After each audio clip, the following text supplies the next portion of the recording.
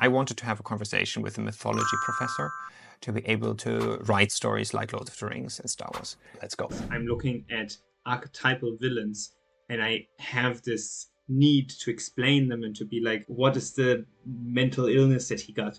Just like rule of cool to add like some Darth Sidious type character into this. But this is the conflict that I see, because then now we look at the story and I start to dissociate a bit with it, because I feel like, yeah, okay, but that's not real. That happens only in stories. So in other words, what I want to find out is, can I have a mythological villain and still have that villain be relatable?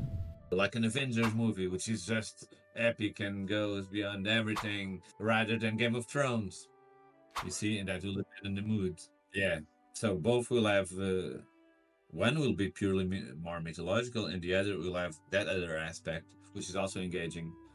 But it might create a different relationship with the material. You see. Yeah. But for example, I like both Game of Thrones or a Lord of the Rings movie. But I know it might create different feelings in you. The experience might be a bit different, despite both having some mythological aspects to it. So I would say it's up to you what you want to do with the material, but they're both valid, both legit, and they're both interesting, and they both go a mythological way.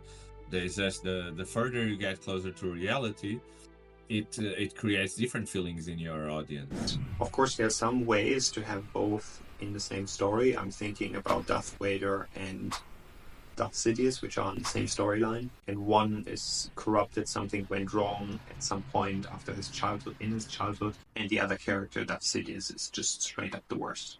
But I think somewhere in there is still the perfect balance that I'm looking for, of a villain who we can relate with, but who is still worth fighting all the way.